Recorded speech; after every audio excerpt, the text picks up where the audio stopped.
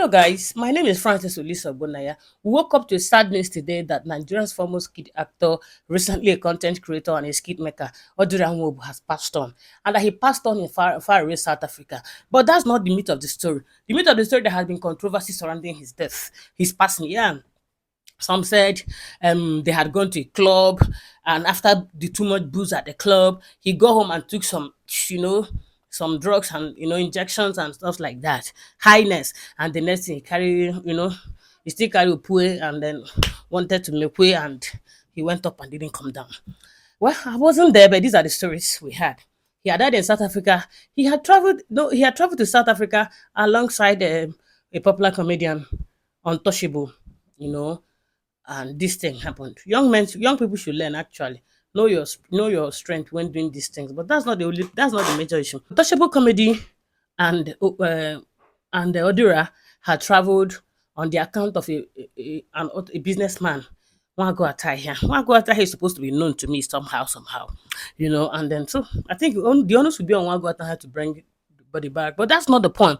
The point is this: I have personally noticed there had been too many controversies surrounding one go here. Too controversial for a businessman.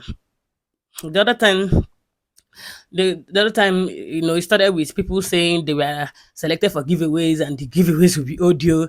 Then another said at the time, he got the point he was practically signing everybody on social media as influencers and ambassador. I feel as if that was not enough. There were also at the time allegations and everything, or people paying for cars and don't get to see these cars.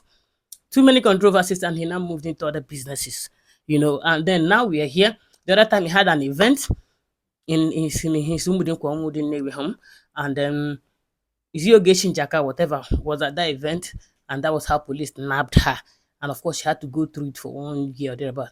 As his name was trying to get cleared of that one, now he took Odura and Untouchable to South Africa on Odira. That doesn't mean he has a hand in this there. But then I was discussing with one of his cousins. I was like, what do you think is wrong with Nwamedi? Like we used to call him when we were younger. So we're like saying, could it be that he was ordinarily supposed to take over his father's mantle as a prophet in their Sabbatarian church? Because his father used to be a very, very popular prophet, a very, very strong one alongside his mother.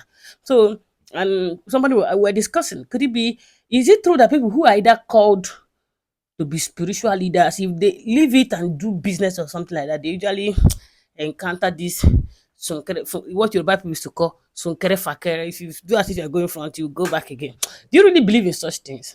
Is it not better he just comes back and take over this thing